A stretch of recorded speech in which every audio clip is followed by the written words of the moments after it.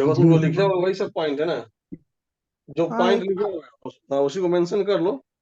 Ionization potential और ionisation energy, हम्म। इंथेल्पिया। हम्म। और नहीं पॉइंट मेंशन कर पा रहे हो तो उसको ऐसे पॉइंट बना के लिखो। Okay sir. हम्म। लिखो equal to ionisation energy of its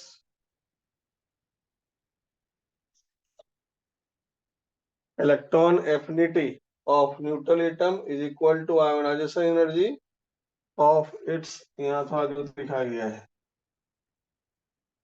यहाँ लिखो एनायन। एनायन ये ध्यान से कैसे होगा, जैसे मान लो यहाँ पे एक्स ले लिए, हेलोजन हेलाइड इलेक्ट्रॉन गेन करवाए, ये वाला जो प्रोसेस है वो इलेक्ट्रॉन एफिनिटी का। एक्स पे देखो चार्ज आएगा नेगेटिव, ध्यान से ना।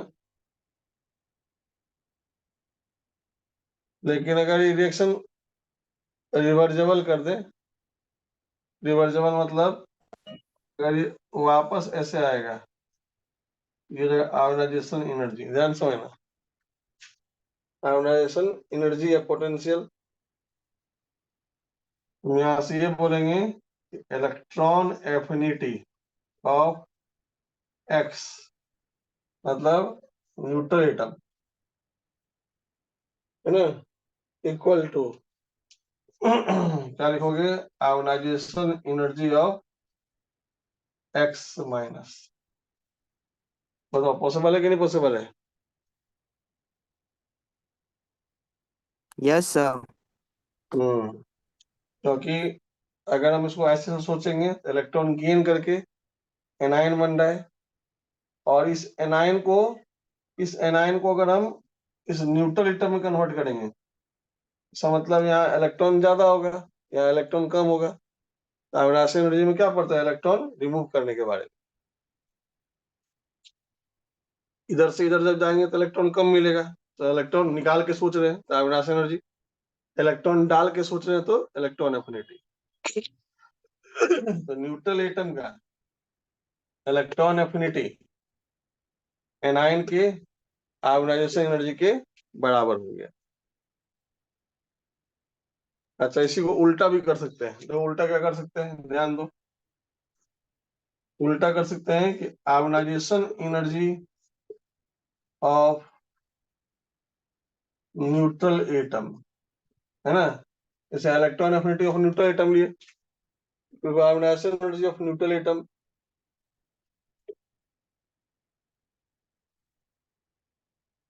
Is equal to electron affinity, देखो is equal to electron affinity of its, क्या लिखोगे, कैटायन। जस्ट पॉइंट को रिवर्स कर दिए, electron affinity of its cation. Sir देखो कैसे रिएक्शन, रिएक्शन वाला होगा, देखो बताते हैं। देखो ionization energy of neutral atom is equal to electron affinity of its cation. कैसे होगा, एक्स को कन्वर्ट करो एक्स प्लस में, बताओ ये वाला मैकेनिज्म क्या है, आयोनाइजेशन एनर्जी है। ये हम वापस सोचेंगे, वापस ऐसे, ये वाला इलेक्ट्रॉन एफिनिटी है कि नहीं है,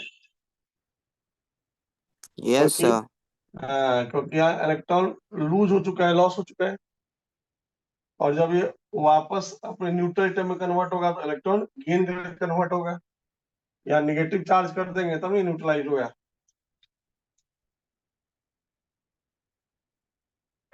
इसका मतलब है एक दूसरे का वाइस वर्सा है, किसके हिसाब से, इंथैल्पी के हिसाब से। यहाँ पे इंथैल्पी क्या होता है, पॉजिटिव, यहाँ इंथैल्पी क्या बताए थे, निगेटिव। जैसे यहाँ पे इंथैल्पी क्या होगा, तो निगेटिव, यहाँ पे क्या होगा, पॉजिटिव। इलेक्ट्रॉन रिमूव करना है, इलेक्ट्रॉन ऐड करना है। सर अगर कोई एलिमेंट पर एक इलेक्ट्रॉन डाल दें तो हम्म वो तो स्टेबल हो जाएगा, उसके बाद जब उससे निकालना चाहेंगे तो उसे तो ज्यादा एनर्जी देना पड़ेगा।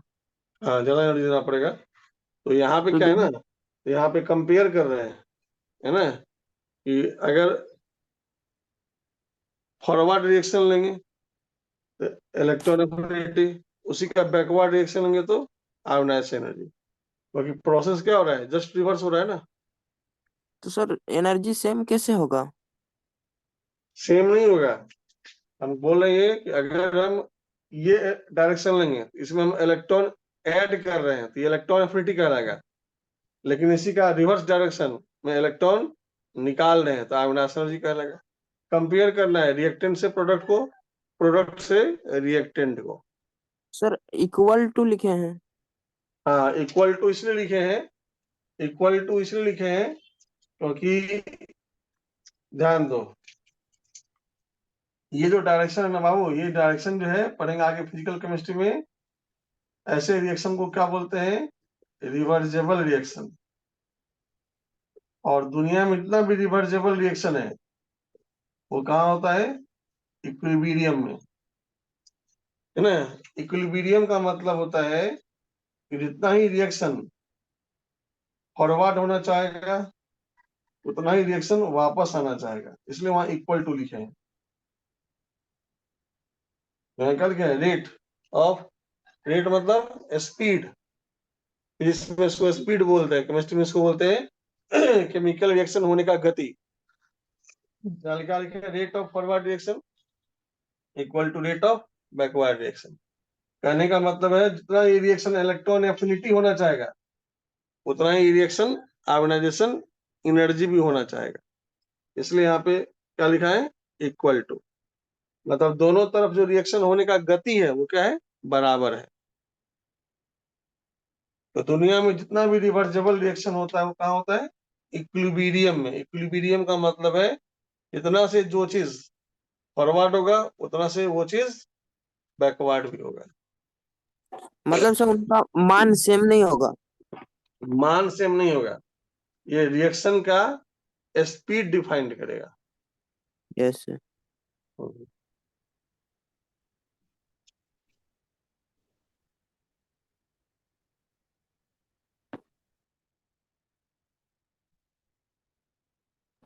हो गया sir. Rate of F R क्या है? Forward forward reaction, reaction. और B R? Backward reaction.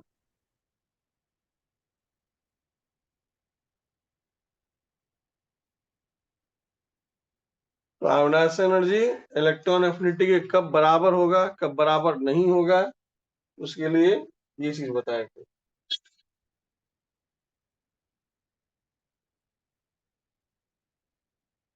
Note हो गया। रुकिए सर थोड़ा।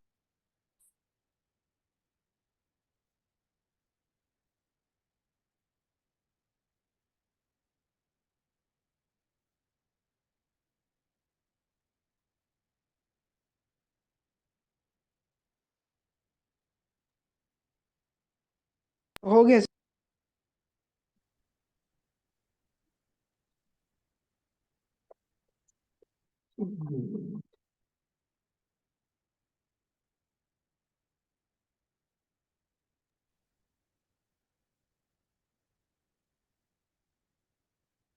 चलो उसके बाद लिखो, हेलो सर, एफ आर क्या है? एफ आर क्या है? Forward reaction, B R backward reaction. देखो, फैक्टर्स अफेक्टिंग इलेक्ट्रॉन एफिनिटी। कौन कौन सा फैक्टर इलेक्ट्रॉन एफिनिटी को प्रभावित कर सकता है? पहला है फैक्टर्स, फैक्टर्स करके factors affecting, factors affecting electron affinity, factors affecting electron affinity. तो पहला फैक्टर है एटॉमिक साइज। तो हम लिख सकते हैं कि इलेक्ट्रॉन एफिनिटी और एटम के साइज में रिलेशन होता है इनवर्सली।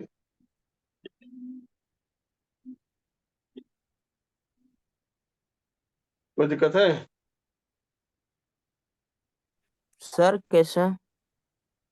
देखो इसका मतलब है जैसे एटॉमिक साइज में एकदम सिंपल से देखो यहाँ पे ये ऑर्बिट हो गया, यहाँ पे एक इलेक्ट्रॉन को रखो और यहाँ पे एक इलेक्ट्रॉन को रखो। बताओ किस ऑर्बिट से इलेक्ट्रॉन निकालना आसान है? Second orbit. निकालना सेकेंड वाला से। हाँ, यहाँ से इलेक्ट्रॉन हम रिमूव्ड कर सकते हैं। बताओ कहाँ पे इलेक्ट्रॉन आसानी से ऐड कर सकते हैं? Second orbit. सेकंड ऑर्बिट से ही निकाल भी पहला सकते हैं, ऐड भी निकाल भी पहला सकते हैं, ऐड भी कर सकते हैं। पहला यस। से। देखो अगर हम इलेक्ट्रॉन यहाँ से निकाल सकते हैं, ऑब्वियसली एक इलेक्ट्रॉन यहाँ पे ऐड कर सकते हैं।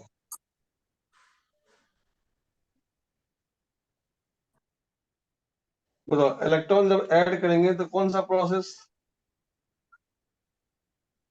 इलेक्ट्रॉन एफिनिटी, और निकालेंगे तो कौन सा प्रोसेस? Ionization energy. देखो इलेक्ट्रॉन एफिनिटी ज्यादा होने के लिए एटम का साइज क्या होना चाहिए? कम। कम होना चाहिए, लोअर। यहाँ से पता चल गया। इसका मतलब ये हो गया, देखो तुम खुद दिमाग लगाओ, जो मेटल है और नॉन मेटल है, बताओ किसका साइज बड़ा होता है, मेटल का कि नॉन मेटल का? मेटल का, नहीं सॉरी, नॉन मेटल का। मेटल मेटल का ही होता है। मेटल का साइज बड़ा होता छोटा। है, नॉन मेटल का साइज छोटा होता है। छोटा होता है। देखो जैसे एग्जांपल हम बता रहे हैं, तुम खुद दिमाग लगाओ, fluorine, chlorine, bromine, iodine halogen है ना। हाँ हम्म इसमें मोस्ट नॉन मेटेलिक कौन है? फ्लोरीन। फ्लोरीन, क्योंकि जो आसानी से इलेक्ट्रॉन गेन कर लेगा। Most non metallic. अच्छा तो इसमें मेटेलिक कौन है? आयोडीन। आयोडीन। इसका मतलब क्या हो गया, जब डाउन द ग्रुप जाएंगे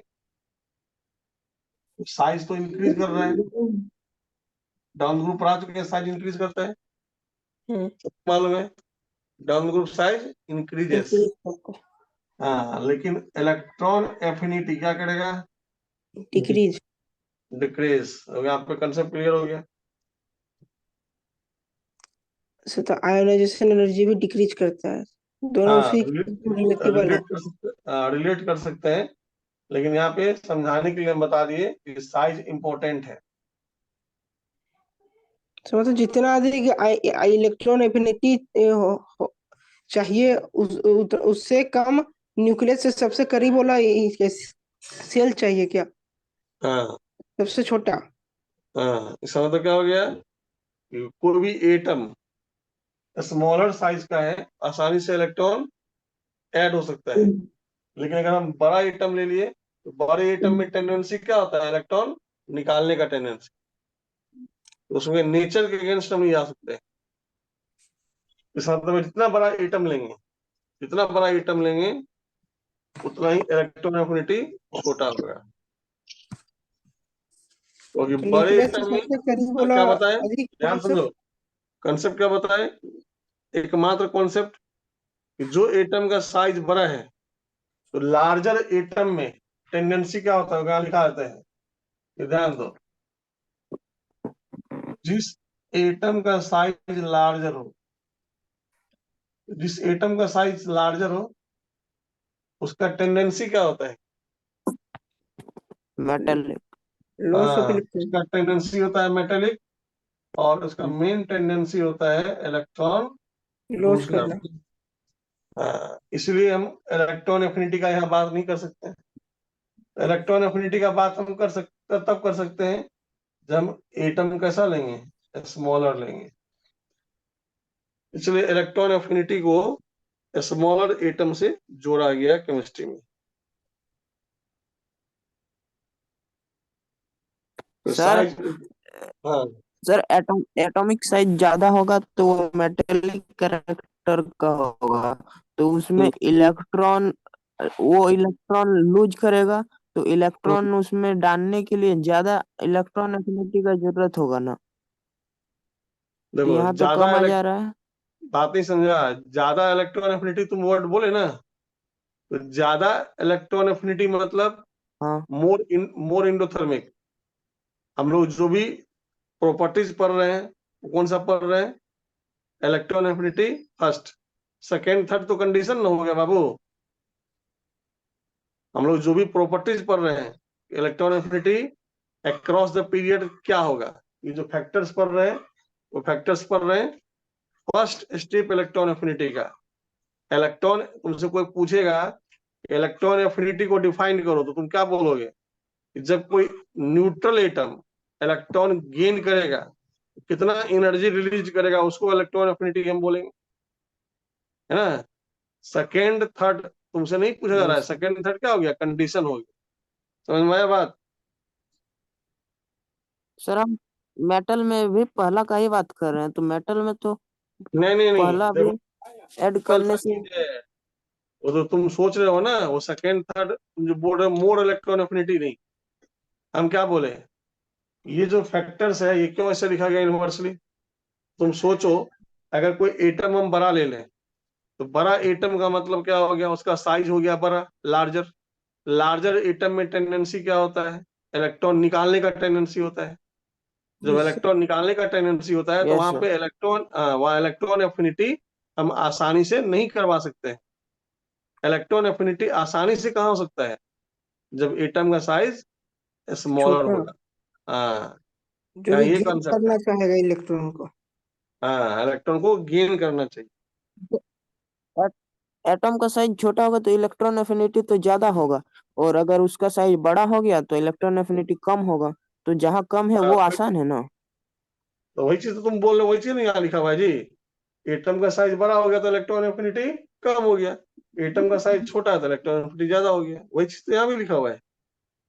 लेकिन एटम का साइज बड़ा होने पर वो आप बोले मेटेलिक कैरेक्टर का हो जाएगा, तो हाँ तो होता नहीं है। एटम मान लो कोई बड़ा एटम क्या होता है, मतलब इस चारों में मेटेलिक कौन है, आयोडीन। तब तो क्या हम आयोडीन में इलेक्ट्रॉन एफिनिटी आसानी से करवा सकते हैं। No sir. तब इसका तो मतलब सर क्या हो यहाँ गया, तो इसका वहाँ तो मतलब क्या हो गया। हाँ बोलो। इलेक्ट्रॉन एफिनिटी का मान कम आ रहा है, फिर भी हम लोग आसानी से क्यों नहीं करवा सकते हैं। इलेक्ट्रॉन एफिनिटी का मान इसलिए कम आ रहा है क्योंकि हम लोग बात कर रहे हैं फर्स्ट इलेक्ट्रॉन एफिनिटी का, जहाँ पे डेल्टा एच निगेटिव होता है। इलेक्ट्रॉन एफिनिटी मोर निगेटिव और इलेक्ट्रॉन एफिनिटी लेस निगेटिव में फर्क है। इलेक्ट्रॉन एफिनिटी मोर निगेटिव मतलब एक्सोथर्मिक, लेस निगेटिव मतलब इंडोथर्मिक। हमको एक्सो इंडोथर्मिक के बारे में नहीं सोचना है, हमको सोचना है कि जब कोई एटम का साइज छोटा होगा तो हम इलेक्ट्रॉन उसमें आसानी से ऐड करवा सकते हैं, क्योंकि इसका टेंडेंसी इलेक्ट्रॉन निकालने का नहीं है, इसका टेंडेंसी इलेक्ट्रॉन ऐड करने का है, और हम इलेक्ट्रॉन ऐड करवाना चाहते हैं। इसका टेंडेंसी इलेक्ट्रॉन ऐड होने का नहीं है, क्योंकि इसका टेंडेंसी है इलेक्ट्रॉन रिमूव करने का। इसमें हम इलेक्ट्रॉन एफिनिटी आसानी से नहीं करवा सकते हैं। यहाँ पे कॉन्सेप्ट है कि इलेक्ट्रॉन एफिनिटी कहाँ आसानी से हो सकता है, कहाँ आसानी से नहीं हो सकता है।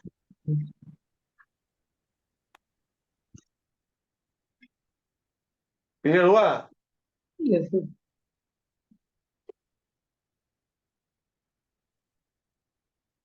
एटॉमिक साइज से जब पूछेगा तो ध्यान रखना है कि इलेक्ट्रॉन एफिनिटी कहाँ आसानी से हो सकता है, कहाँ आसानी से नहीं हो सकता है। नहीं। हाँ, उसके लिए एटॉमिक साइज में ये रिलेशन है। जैसे यहाँ देखो ध्यान से, अब ये जो कॉन्सेप्ट है, अब तुमसे हम पूछ दें डाउन द ग्रुप और अक्रॉस द पीरियड, एनसीईआरटी में लिखा हुआ है across the period electron affinity increase increase होता करता इंक्रीज करेगा और डाउन ग्रुप डिक्रीज करेगा। डिक्रीज करेगा। नोट कर लो, डाउन ग्रुप में डिक्रीजेस, अक्रॉस द पीरियड में इंक्रीजेस।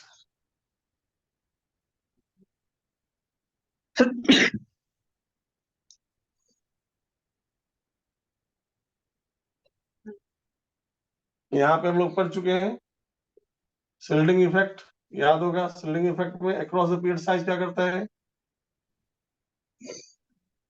डिक्रीज। तो डाउन ग्रुप में साइज क्या करता है,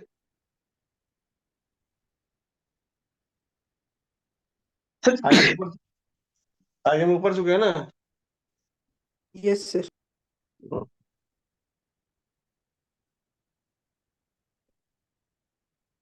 किसी को डाउट है तो भी पूछ सकते हो।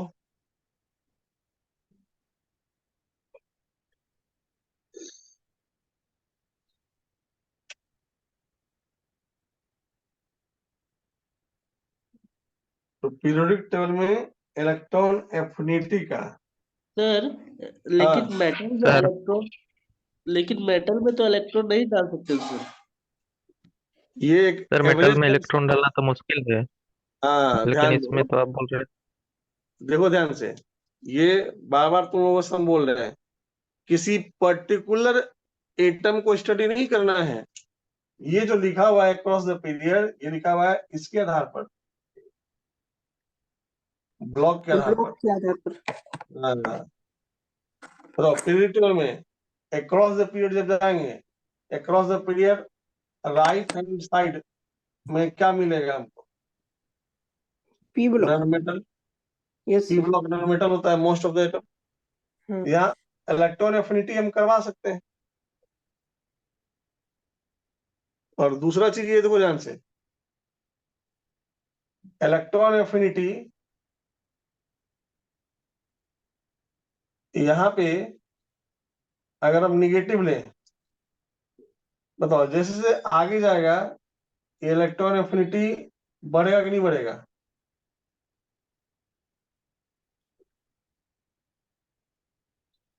जैसे एग्जांपल देखो, जैसे हम यहाँ क्लोरीन लिए, यहाँ इलेक्ट्रॉन ऐड करवाए, यहाँ से एनर्जी निकला, ठीक है। इसके बगल वाला एलिमेंट ले लो, उसी ग्रुप का आर्गन। बताओ क्या आर्गन से इलेक्ट्रॉन लॉस गेन होगा। नहीं सर। इसका मतलब ये अपने इंथैल्पी को कंजर्व रखेगा। जाना इलेक्ट्रॉन ऐड होना लॉस हो, उसमें डेल्टा एच क्या होता है, जीरो।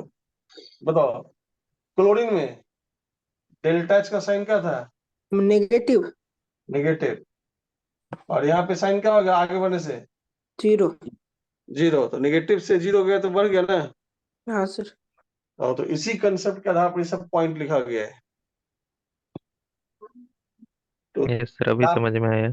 हाँ वेरी गुड। यहाँ जनरल पॉइंट है बाबू। यहाँ पे जो है ना हम लोग जब लिखते हैं अक्रॉस द पीरियड तो जनरलाइज पॉइंट लिखते हैं, लेकिन न्यूमेरिकल जब बनाएंगे, जैसे आयोनाइज जी बताए थे, तो न्यूमेरिकल बनाने में ध्यान रखना पड़ेगा स्टेबिलिटी का।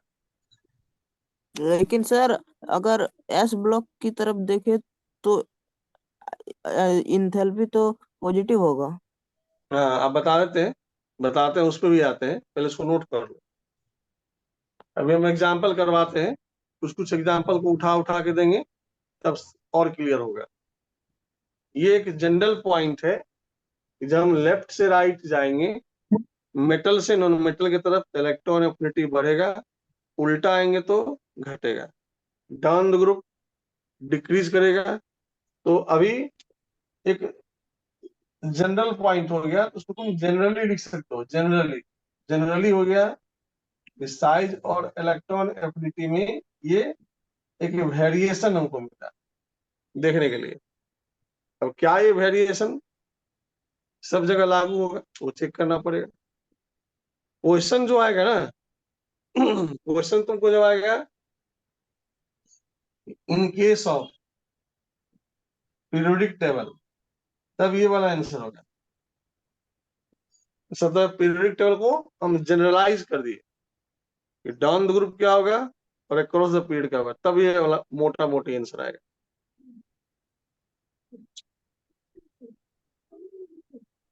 इसलिए ये जो वर्ड है ना, जीरो इलेक्ट्रॉन एफिनिटी, ये वाला वर्ड डेडिकेटेड है। बताओ किसके लिए डेडिकेटेड है ये वर्ड? मोर नोबल गैस। नोबल गैस के लिए। एग्जाम में पूछ देगा जीरो इलेक्ट्रॉन एफिनिटी मींस, तुम बोलोगे नोबल गैस, जो ना इलेक्ट्रॉन दे सकता है ना जो इलेक्ट्रॉन ले सकता है। तो वहां पे इंथैल्पी ना एक्सोथर्मिक होगा ना इंडोथर्मिक होगा, डेल्टा एच इक्वल टू 0। तो हाइड्रोजन के लिए भी लगेगा सर, वो भी तो ना देता है लेता है। आ रहे हो सब पे अभी चर्चा करेंगे।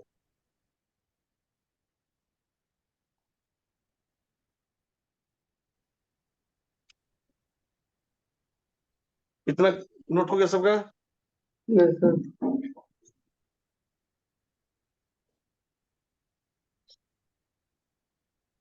नोट डाउन हो गया? Yes sir. चलो, अब जो कंफ्यूजन है उसको हटाने के लिए, है ना, जो भी प्रॉपर्टी लिखा है वो जनरल है। पूरा प्रॉपर्टी का चार्ट तुम लोगों को शेयर हम कर देंगे, आप लोगों को ध्यान से। अब कॉन्सेप्ट क्या है उसको चेक करते हैं एक क्वेश्चन के माध्यम से। लिखो,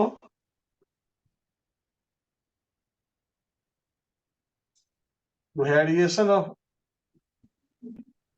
इलेक्ट्रॉन एफिनिटी।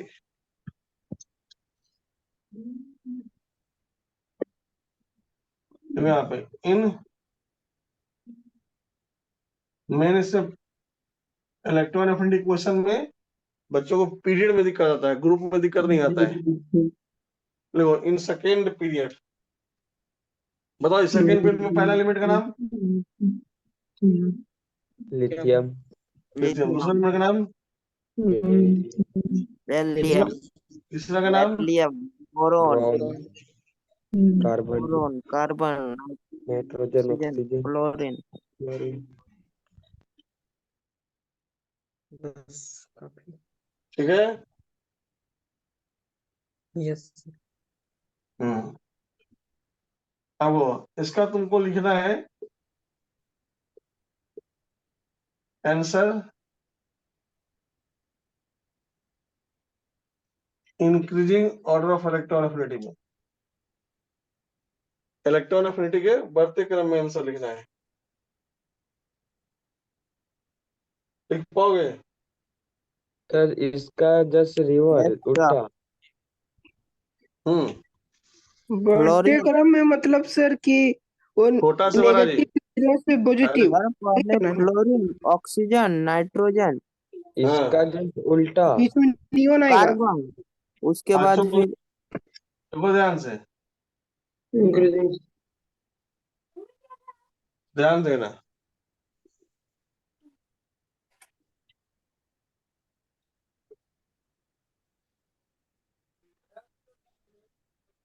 ये क्या हो गया? जिसको दिक्कत है बोलना है, यही तो हुआ। आईआईटी करना है कि आईटीआई करना है वो डिसाइड कर लो। दोनों। आईआईटी कर हेलो सर, आप तो बोले। अरे देखो, हम सब बोले हैं, पहले सोचो, पहले सोचोगे तब होगा। हम बोले कि आज हम बोल देंगे कि आज शनिवार है तो मान लोगे आज थर्सडे, थर्सडे हो गया जी। पहले गंभीर सब गंभीर एक्सेप्शन है क्या? गं, गंभीरता पूर्वक पहले 5 मिनट सोचो। 5 मिनट का टाइम दे रहे, पहले सोचो। Sir half field full field से किए। हम्म, देखो ये सब जो है गण्यमान्य व्यक्ति हैं, इसलिए इनको ब्रैकेट में रख दिए हैं। ये गण्यमान्य व्यक्ति हैं, गण्यमान्य एलिमेंट्स हैं। इनका कहना है कि हम पीरियोडिक टेबल को नहीं फॉलो करेंगे, हम फॉलो करेंगे थ्योरी को, कॉन्सेप्ट को। इसलिए यस हम बोल सर, रहे हैं समझ में हो कि गया क्या केमिस्ट्री में, लिखना है। हाँ सुनो मेरी बात को, केमिस्ट्री में डग डग पे, पग पग पे एक्सेप्शन है, अपवाद है। केमिस्ट्री मतलब एक्सेप्शन, और एक्सेप्शन को पकड़ने का तरीका है कि जिसका थ्योरी क्रिस्टल क्लियर रहेगा वो एक्सेप्शन को दबोच लेगा, और जो हवा में पड़ेगा वो केमिस्ट्री के गहराई में गोता लगाते रह जाएगा, निकल कभी नहीं पाएगा। ध्यान दो, तब समझ में आ जाएगा। ये कह रहा है कि हम भैया स्टेबल हैं, ये कह रहा है हम भी स्टेबल हैं, ये कह रहा है हम भी स्टेबल हैं। तो ध्यान दो, इलेक्ट्रॉन एफिनिटी का डेफिनेशन केवल याद रखना है। इलेक्ट्रॉन एफिनिटी मतलब इलेक्ट्रॉन ऐड होने का टेंडेंसी। बताओ तो ये तीनों कभी चाहेगा कि इलेक्ट्रॉन ऐड होके हम अनस्टेबल हो जाए? No sir. No sir. हाँ, स्टेबल है। तो अब इस तीनों में क्या होगा? इस तीनों में नियोन, बेरिलियम और नाइट्रोजन, बताओ इस तीनों में सबसे खराब इलेक्ट्रॉन एफिनिटी किसका होगा? नाइट्रोजन। नाइट्रोजन का, क्योंकि वो हाफ फील्ड है। यहाँ नहीं, देखो, पहले सुनो ध्यान से, क्या लिखा हुआ है? नियोन। नियोन, क्योंकि ध्यान दो, इसलिए तो किसका नाम ही है नोबल गैस। नोबल गैस का मतलब zero electron affinity. Electron affinity zero. हाँ, जीरो, मतलब इलेक्ट्रॉन एफिनिटी यहाँ होगा ही नहीं, क्योंकि पहले ही बोल चुका है नॉन रिएक्टिंग में हम किसी भी तरह के इलेक्ट्रॉन को आने देंगे ही नहीं। इलेक्ट्रॉन एफिनिटी यहाँ होता ही नहीं है। बताओ क्या है इलेक्ट्रॉन? इलेक्ट्रॉन एफिनिटी का मतलब क्या सोचना है? Delta H negative. तो इसलिए मैं यहाँ लिख दिया पहले ही, ये सब कौन सा इलेक्ट्रॉन एफिनिटी है? इंडोथर्मिक वाला। और इलेक्ट्रॉन एफिनिटी ये सब कौन सा वाला है बताओ? एक्सोथर्मिक। एक्सोथर्मिक। हाँ, रियल ये है, रियल ये है, और कंफ्यूजन ये वाला करता है। इसलिए पिछले क्लास में हम बता चुके हैं इंडो एक्सो का मतलब क्या होता है। यहाँ ध्यान दो, सबसे बेकार ये हो गया। अब पेज फंसा बेरिलियम और नाइट्रोजन में। बताओ इस दोनों में फुलफिल्ड कौन सा है? बेरिलियम। हर फुलफिल्ड बोलेगा मेरा इलेक्ट्रॉन एफिनिटी खराब हो सकता है, लेकिन चूंकि इसमें वैकेंट ऑर्बिटल है, हाफ फील्ड है, बट वैकेंट तो है ना, इस तीनों में इलेक्ट्रॉन एफिनिटी कहाँ ज्यादा हो सकता है? नाइट्रोजन में। कहानी को समझो, चूंकि हाफ फील्ड भी है और ऑर्बिटल खाली भी है, इस तीनों में सबसे अच्छा इलेक्ट्रॉन एफिनिटी कहाँ होगा? नाइट्रोजन में। इस तीनों में सबसे बेकार कहाँ होगा? नियोन में। चूंकि बेरिलियम नोबल गैस नहीं है, तो डेल्टा एच थोड़ा जीरो से बड़ा हो सकता है ना? सर मतलब जहाँ इलेक्ट्रॉन जा सकता है वहाँ इलेक्ट्रॉन एफिनिटी ज्यादा होगा। हाँ, जहाँ ज्यादा होगा, इसलिए कंपेयर भी करना है। इलेक्ट्रॉन जा सकता है या सर निकल भी सकता है? मतलब निकल सकता है तो अविनाशी एनर्जी हो गया ना, उसको हम क्यों सोचेंगे? उससे अगर क्वेश्चन बनाएंगे तो क्वेश्चन बनाने में टाइम लगेगा, रिवर्स प्रोसेस। क्वेश्चन बनाने का तरीका है, ध्यान दो, पीरियड ध्यान देना है। अब यहाँ कंसेप्ट अगर हम लगा दिए लेफ्ट टू राइट जाने पे करेगा, वो कंसेप्ट काम नहीं करेगा, वो जनरल कंसेप्ट है बाबू। सर तब तो नाइट्रोजन के बाद लिथियम होना चाहिए ना, उसका भी तो हाफ फील्ड होता है। पेशेंस रखो, पेशेंस रखो, पेशेंस रखो। पहले तीनों समझ में आ गया सबको? Yes sir. हाँ, तो पहले हम क्या किए, एक्सेप्शन को उठा के पहले बाहर कर दिए। अब नोबल गैस का सबसे मिनिमम, उससे बड़ा बेरिलियम, चूंकि रिएक्टिंग है बट फुलफिल्ड है, हाफ फील्ड है, इसमें इलेक्ट्रॉन एफिनिटी थोड़ा बहुत हो सकता है। अब देखो, अब हमको जब हम ये ऑर्डर लिख रहे हैं, इस रेस में बाहर कौन कौन सा हो गया? इस रेस से बाहर हो गया लिथियम, ये रेस से बाहर हो गया, ये रेस में था ही नहीं। लिथियम, बोरॉन, कार्बन, ऑक्सीजन और क्लोरीन, ये रेस से बाहर हो गया। अब ध्यान देना है कि नाइट्रोजन के बाद जो कंडीशन है, देखो अब हम देखेंगे ध्यान से, ये दोनों जो है मेटल है कि नॉन मेटल है? मेटल है। मेटल है। मेटल है। अब इस दोनों में टेंडेंसी है, ये कहता है मेरा है 2p1 भैया, और ये 1s2 2s1। तो ध्यान दो, दोनों में से स्टेबल ऑर्बिटल किसके पास है? इसके लिथियम। लिथियम के पास। हाँ, तो क्या स्टेबल ऑर्बिटल जो है, ध्यान देना, ये 2s1 है, ये 2p1 है। तो देखो तो इलेक्ट्रॉन एफिनिटी बोरोन का कम होगा कि लिथियम का कम होगा? बोरोन का कम होगा। हाँ, बोरोन का कम होगा। कैसे? नहीं समझा। सर लॉजिक समझ में नहीं आया कि ये पूरा हाफ फील्ड लिथियम तो होगा सर तो मेटल है, वो तो इलेक्ट्रॉन लूज करना चाहेगा। हाँ ठीक है, वेरी गुड। देखो ध्यान देना, इसमें अगर हम जहां पे एक्सेप्शन नहीं है वहां पे हम लगा सकते हैं कि लेफ्ट टू राइट जाने पे इलेक्ट्रॉन एफिनिटी क्या लिखा है अभी? इंक्रीज करेगा। इंक्रीज करते हैं। तो जहां एक्सेप्शन नहीं है वहां पे हम ऑर्डर को क्या लिखेंगे? ऑर्डर लिखेंगे फ्लोरीन, ऑक्सीजन, कार्बन। नैनोमेटल में दिक्कत नहीं है। नहीं सर, इसमें दिक्कत नहीं है। हम्म लिथियम वही बोरोन। तो अब कंपेयर, पहले इतना नोट कर लो फिर आप बताते हैं। इस तीनों में दिक्कत किसी को नहीं है, इस तीनों में दिक्कत किसी को नहीं है। पेज फंस रहा है बोरोन और लिथियम में, तो इसको नोट करो, हम बता देते हैं। अभी देख लो, बोर्ड साफ करने से पहले इतना में किसी को दिक्कत है तो बताओ। सर नाइट्रोजन का 2p3 है तो स्टेबल कैसे? उसका तो तीन और खाली है हाफ ना। Field, half field, half field. Sir half field में फुल है तो हाँ हाफ फील्ड में फुल है तो स्टेबल होगा। हाँ, तो हाफ फील्ड है ना जी। पहले समझो, जब भी इसको अरेंज करोगे, जिस इसको हम बॉक्स में रखे हैं उसका इलेक्ट्रॉन एफिनिटी स्पेशल होगा। मतलब ये कह रहा हम इलेक्ट्रॉन गेन करेंगे ही नहीं, तो इलेक्ट्रॉन एफिनिटी क्या हो गया? मिनिमम। ये कह रहा है हम इसके रिस्पेक्ट में गेन कर सकते हैं, तो हम इसके रिस्पेक्ट में रिएक्टिव है, इसलिए इससे ऊपर इसका चला गया। और चूंकि ये फुलफिल्ड है और ये हाफ फील्ड है, तो तुम फुलफिल्ड में इलेक्ट्रॉन नहीं डाल सकते हो, हाफ फील्ड में तो डाल सकते हो। इसलिए बेरिलियम का इलेक्ट्रॉन एफिनिटी नाइट्रोजन से कम हो गया। बात समझ में आ रहा है? यहाँ पे हमको दिमाग ये लगाना है कि कहाँ हम इलेक्ट्रॉन ऐड कर सकते हैं, यहाँ नहीं कर सकते हैं, यहाँ बहुत थोड़ा कर सकते हैं, और इसके रिस्पेक्ट में यहाँ थोड़ा ज्यादा कर सकते हैं, क्योंकि पी का बक्सा अभी भी खाली है, हाफ फील्ड है लेकिन खाली तो है। इसलिए क्या करेंगे, एक्सेप्शन को बाहर कर दे। तीनों का इलेक्ट्रॉन एफिनिटी क्या है बताओ? इंडोथर्मिक। और हमको जो एक्चुअल ऑर्डर निकालना है वो क्या निकालना है? एक्सोथर्मिक। एक्सोथर्मिक में भी ये तीनों क्लियर है।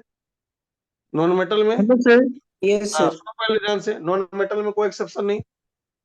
अब लिथियम बोरोन का कॉन्सेप्ट किसका किसका क्लियर हुआ, यहाँ से बताओ। हो गया नहीं हुआ है सर। नहीं हुआ। नहीं, नहीं हुआ नहीं है। हुआ। चलो ठीक है, करवा देते हैं, नोट करो पहले।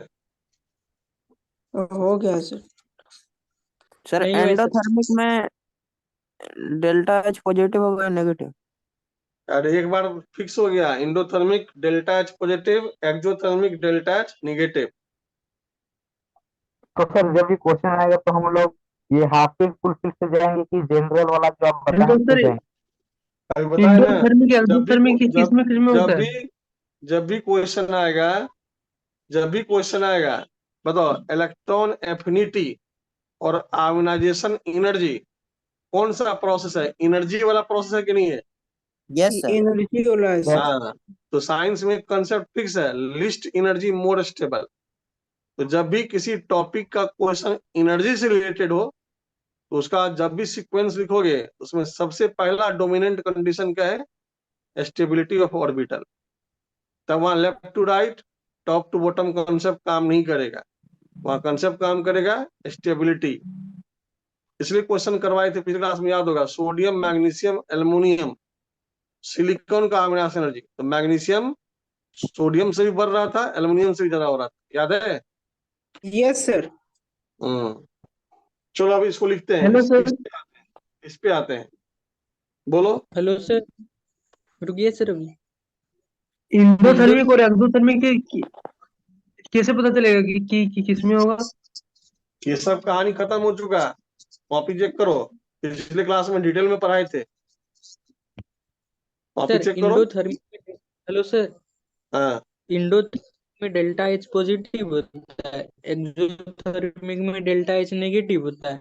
जब हाँ, increasing order leading to negative to positive है ना। नहीं यही तो कॉन्सेप्ट है, ध्यान दो, वो मत सोच लेना मैथमेटिक्स वाला। इससे पहले जो क्लोरीन वाला, हाँ पहले ध्यान समझो ना, पहले यहाँ क्लोरीन वाला में एक्सेप्शन नहीं था, यहाँ एक्सेप्शन घुसा हुआ है।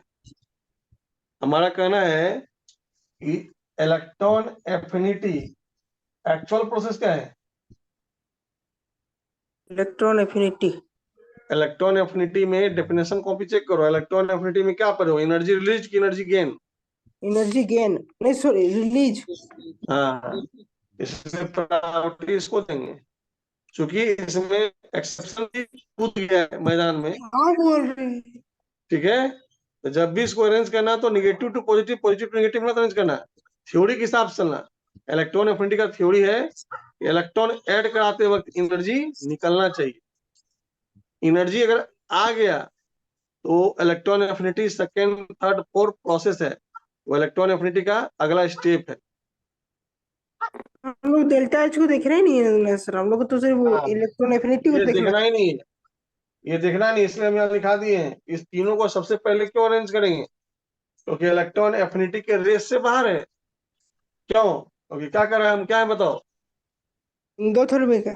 हाँ, इंडोथर्मिक। अब क्लियर हुआ?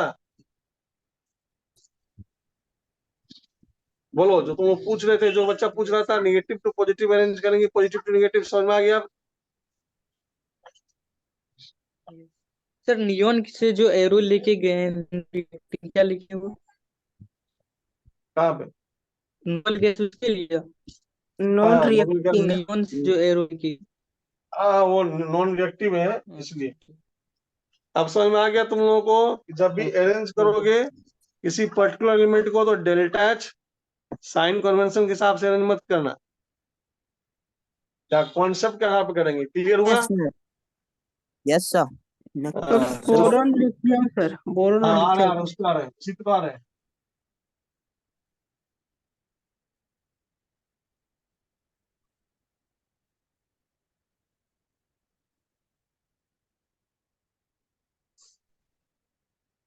चलो, अब मामला फंस रहा था लिथियम में और बोरॉन में।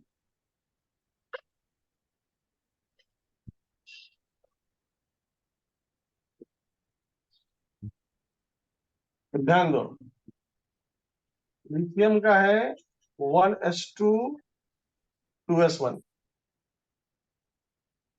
इसका है 1s2 2s2 2p1। कहानी ये है, बोरोन का इलेक्ट्रॉन एफिनिटी, बोरोन का इलेक्ट्रॉन एफिनिटी लिथियम से कम होता है। अब ध्यान से, एक ही डिफिनेशन याद रखना है, क्या?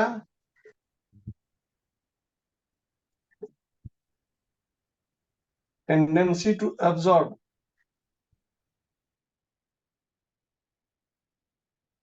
या ऐड, है ना? या टेंडेंसी टू एब्जॉर्ब लिखो, टेंडेंसी टू एब्जॉर्ब इलेक्ट्रॉन। बताओ, अगर टेंडेंसी टू एब्जॉर्ब इलेक्ट्रॉन है, इसको हम कौन सा डेफिनेशन बोलेंगे? Electron affinity. अगर टेंडेंसी टू रिमूव इलेक्ट्रॉन देगा तो कौन सा डेफिनेशन होगा? Ionization energy. तो हम बार बार बता रहे हैं, एक सेंटेंस केवल याद रखो, उसी से सब क्वेश्चन बन जाएगा। अब तुम खुद डिसाइड करो कि तुम्हारे पास दो एटम हम दिए, अब इलेक्ट्रॉन ऐड या इलेक्ट्रॉन निकालना, वो तो इलेक्ट्रॉनिक कन्फिग्रेशन पे डिपेंड करेगा। बताओ, इस दोनों के कन्फ्यूजन को स्टडी करो, और ये देख के बताओ कि कहाँ इलेक्ट्रॉन ऐड करना, मतलब कौन सा एटम बहुत जल्दी इलेक्ट्रॉन ऐड करना चाहेगा। ओ ये लिथियम सर, क्योंकि वो फुलफिल्ड हो जाएगा, फुलफिल्ड हो जाएगा हाँ, तो ये- देखो ये जल्दी स्टेबल हो जाएगा। हाँ, हाँ, और ऐड करके भी स्टेबल नहीं होगा। और एक बार एक्ट करेगा तब वो हाफ फिल्ड हो जाएगा, एक बीच बार ऐड पे करेगा नहीं तो होगा। बस में आ गया। इसका मतलब है दोनों एटम को अगर हम कंपेयर करें, हम ये बोलेंगे कि इलेक्ट्रॉन एफिनिटी यहाँ ज्यादा हो रहा है। अब क्लियर हुआ कॉन्सेप्ट? सर जिसमें आसानी से इलेक्ट्रॉन ऐड हो जाए उसमें इलेक्ट्रॉन एफिनिटी ज्यादा है। हाँ, जहां भी आसानी से, हाँ लिख लो, यहाँ पे लिख लो, हिंदी में ही लिख देते हैं। जहां भी आसानी से इलेक्ट्रॉन ऐड हो जाएगा, आसानी से इलेक्ट्रॉन ऐड हो जाएगा, हम बोलेंगे वह इलेक्ट्रॉन एफिनिटी मोर है। और जहां भी, ये भी लिख लो, जहां भी आसानी से इलेक्ट्रॉन निकल जाएगा, वहां पे हम बोलेंगे आयोनाइजेशन एनर्जी मोड है।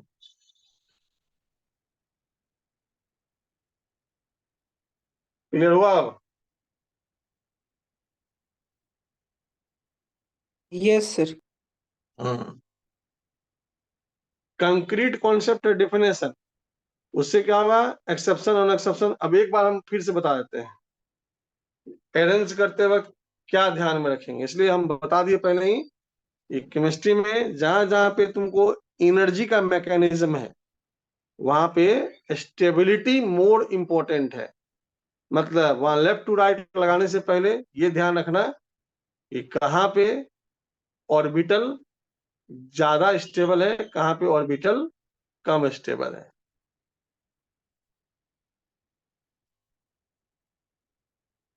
नोट हो गया सबका? Yes sir. चलो एक बार देख लो ध्यान हेलो से। सर, रुकिए सर। अच्छा, तुमको भेज देगा, जो नोट कर लिया भेज देना जिसको। चलो देखो, अब फिर से एक बार बता देते हैं। हमारे पास एग्जांपल क्या था, lithium, beryllium, boron, carbon, nitrogen, oxygen, fluorine, neon. जब भी इलेक्ट्रॉन एफिनिटी का क्वेश्चन रहेगा तो सबसे पहले बक्सा में इसको कैद कर देना, इसको कैद कर देंगे, इसको कैद कर देंगे। क्योंकि ये हाफ फील्ड है, ये फुलफिल्ड हो गया और ये फुलफिल्ड हो गया। देखो ये दोनों फुलफिल्ड है, तो जहां पे भी फुलफिल्ड ऑर्बिटल होगा वहां पे क्या होगा, लेस इलेक्ट्रॉन एफिनिटी, इलेक्ट्रॉन तो गेन होना ही नहीं चाहेगा। अब फुलफिल्ड में भी किसका लेस होगा, तो नॉन रिएक्टिंग एलिमेंट का,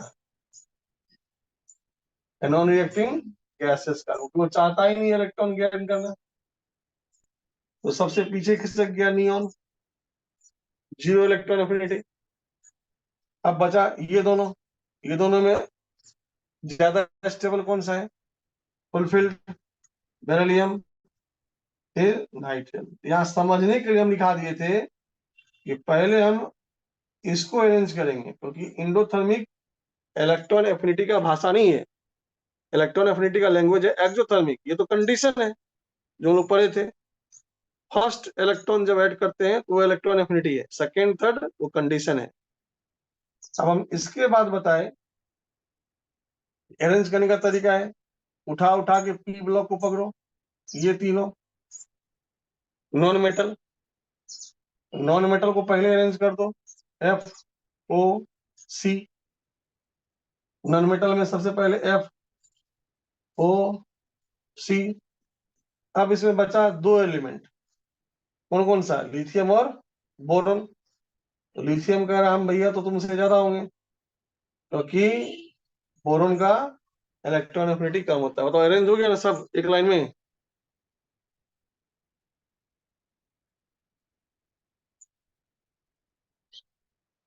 किसी को डाउट हो दोबारा पूछ सकते हो। ये लिखने का मेरा पर्पस ये था कि क्वेश्चन में अगर तुमको एक्सेप्शन डाल दिया, एक्सेप्शन को फाइंड आउट करने का तरीका ये है।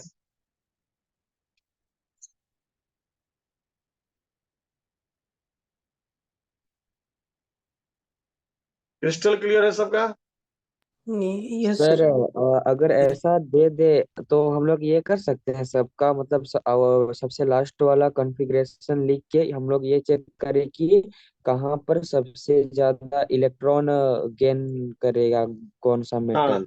वही चीज है, लेकिन वो करने से पहले पहला काम ये करना है कि लिस्ट में पहले स्टेबिलिटी को छांट के अलग कर लेना, क्योंकि स्टेबल ऑर्बिटल जो भी होते हैं उनका इलेक्ट्रॉन एफिनिटी क्या होता है? पुअर होता है ना?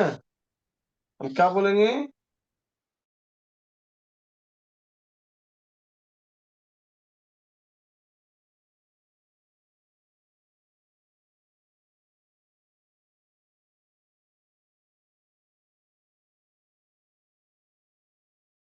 में नहीं होगी।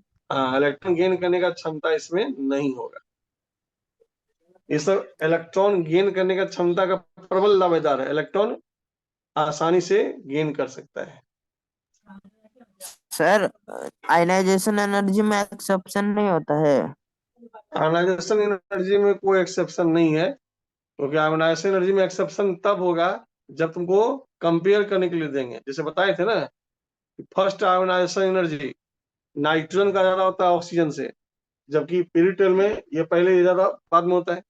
अक्रॉस द पीरियड पढ़े थे इलेक्ट्रॉन आयोनाइजेशन एनर्जी बढ़ेगा, लेकिन हम बताए थे इस दो एटम को और कुछ खास एटम को अगर हम कंपेयर करेंगे तो वहां भी एक्सेप्शन मतलब स्टेबिलिटी का ध्यान में रखेंगे। मतलब कभी भी क्वेश्चन बनाओगे ना तो पहले एलिमेंट को स्टडी कर लेना है ना, इसलिए हम बता दिए प्रीवियस ईयर क्वेश्चन है। तो डीबीबी आज सेंड करेंगे, उसमें ढेरों क्वेश्चन दिया हुआ है, जितना बनाओगे उतना कॉन्सेप्ट क्रिस्टल क्लियर होगा।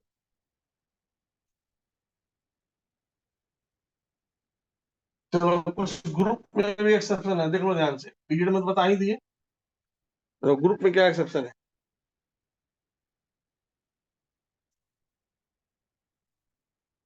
यहाँ लिखो, इन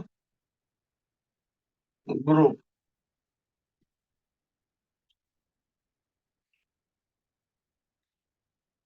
देखो, electron affinity of third period element, electron affinity of third period element is greater than, देखो, is greater than electron affinity of second period element, second period element of the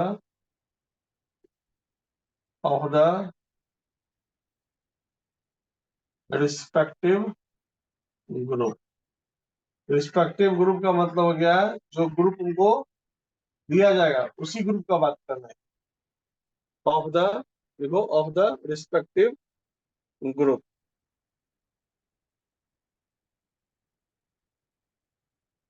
जैसे example के लिए chlorine और chlorine को compare करते हैं, इसका configuration होता है हीलियम 2s2 2p5 और इसका होता है नियॉन 3s2 3p5। सबको मालूम है कि n का मान थर्ड है तो थर्ड पीरियड, या n का मान सेकंड है तो सेकंड पीरियड। तो ये भी एक्सेप्शन है, इसको यहाँ पे सर्कल कर देना। डाउन द ग्रुप डिक्रीज करेगा, लेकिन यहाँ पे उल्टा लिखा हुआ है,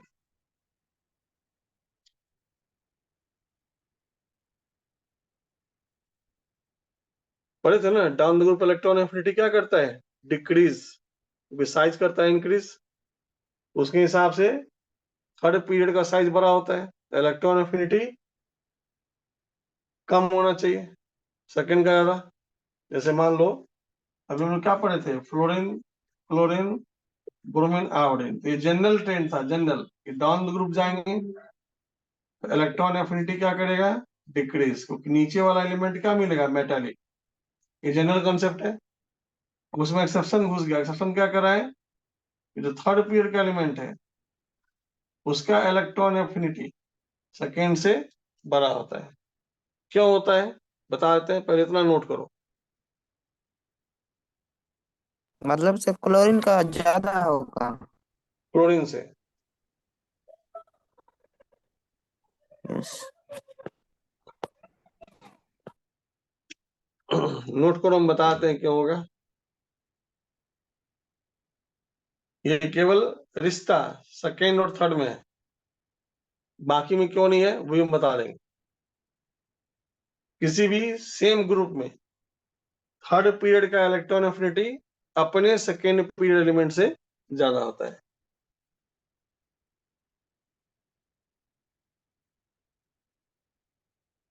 नोट हो गया।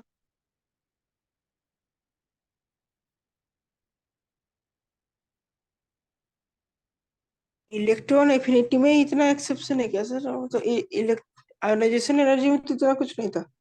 हाँ, इतना कुछ नहीं था, आयनाइजेशन एनर्जी में केवल कंपेयर करके कर सकते हैं। इलेक्ट्रॉन एफिनिटी थोड़ा टेढ़ा टॉपिक है, तो टेढ़ा टॉपिक को पढ़ने में और मजा आएगा, है ना। देखो जितना एक्सेप्शन आए उतना कंसेप्ट और क्रिस्टल क्लियर होता है। सिंपल थ्योरी से कंसेप्ट क्लियर थोड़ी होगा। इसलिए पीरियोडिक टेबल जो चैप्टर अभी तुम पढ़ रहे हो उसमें सबसे खतरनाक टॉपिक है electron gain enthalpy, electron affinity. इसका क्वेश्चन बहुत हाई लेवल का आता है जेई में। सर दूसरा कॉन्सेप्ट लगाते हैं तो दूसरा आंसर आता है, और आप नहीं जो आएगा, नहीं, बताते हैं नहीं, उससे नहीं, नहीं आएगा। ऐसा कहीं हुआ है, ये हम बता देंगे हाइड्रोजन को हीलियम और तुम हीलियम को बता दोगे हाइड्रोजन, नहीं होता है। तभी देख लेना, पहले टॉपिक पूरा कंप्लीट हो जाएगा, उसके बाद आराम से क्वेश्चन पर डिस्कस करेंगे। अभी तो छोटा छोटा ग्रुप ले रहे हैं, छोटा छोटा पीरियड ले रहे हैं। कहीं पे भी दूसरा आंसर आ रहा है तो बताओ कौन सा क्वेश्चन में तुमको दूसरा आंसर आ गया।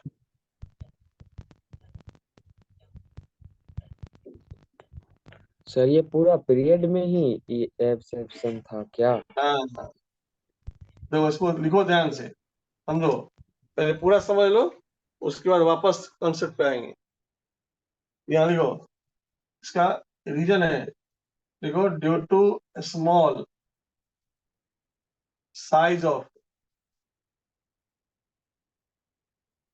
Fluorine, small size of fluorine,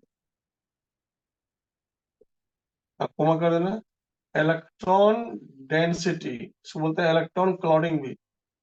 कहाँ इलेक्ट्रॉन डेंसिटी, मतलब कहाँ इलेक्ट्रॉन डेंसिटी कम हो जाता है, electron density around the nucleus,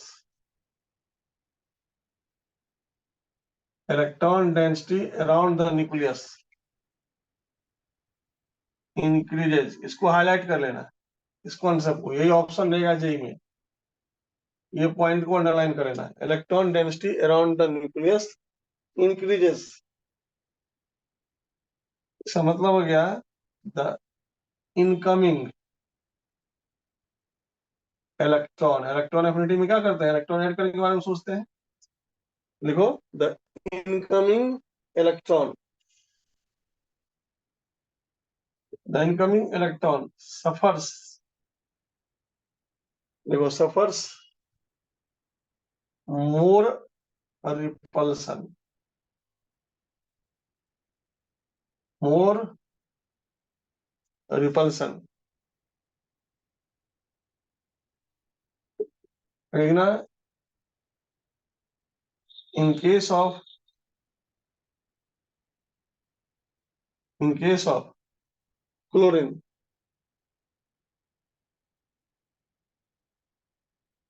electron density decreases due to large size.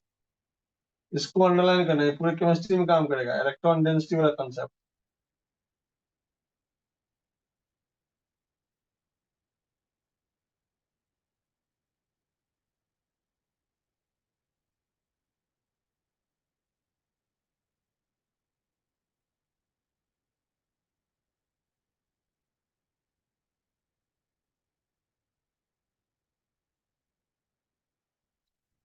तो ये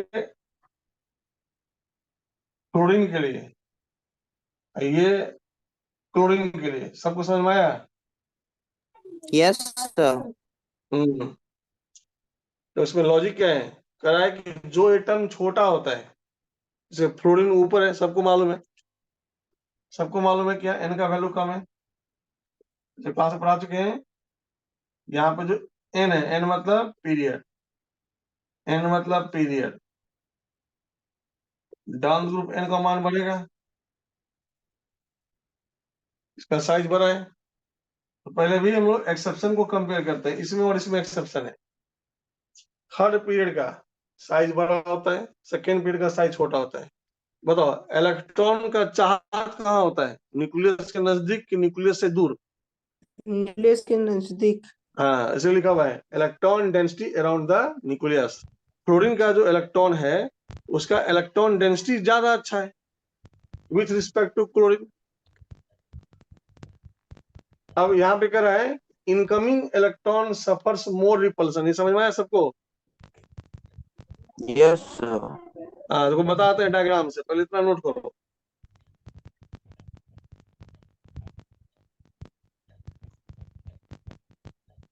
इतना को नोट करना है पहले। सर इस थियोरी को दूसरा में लगाते हैं तो आता नहीं है। आएगा आएगा, अभी बताते हैं, सब में आएगा। ये तो सर ऑब्जेक्शन लिखा दिया, इसका थ्योरी दूसरा में कैसे लगेगा? हाँ बिल्कुल सही पकड़ा है। ये हेडिंग ये जितना इलेक्ट्रॉन मतलब कि जितना उसका साइज कम होगा तो electron density around the nucleus यानी इलेक्ट्रॉन ज्यादा होगा उसमें। Electron electron density around the nucleus कहने का मतलब है वो इलेक्ट्रॉन न्यूक्लियस के बिल्कुल नजदीक जाना चाहेगा। उसको हम बोलते हैं कि पॉजिटिव और निगेटिव में अट्रैक्शन बढ़ जाएगा तो इलेक्ट्रॉन डेंसिटी बढ़ जाएगा। यस सर, समझिए। दो डायग्राम समझो, डायग्राम से। लेकिन सर एटम तो छोटा हो जाएगा ना? हाँ हाँ, कोई दिक्कत नहीं है। यहाँ पे हम लोग इलेक्ट्रॉन एफिनिटी के बात सोच रहे हैं। देखो यहाँ ही कह रहा है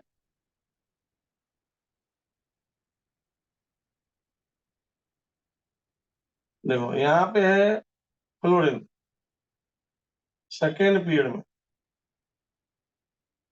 तो यहाँ पे है क्लोरीन। तो इलेक्ट्रॉन एफिनिटी का मतलब एक इलेक्ट्रॉन को हम पकड़े,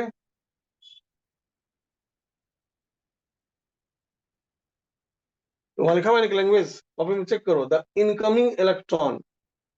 बताओ ये इलेक्ट्रॉन यहाँ पे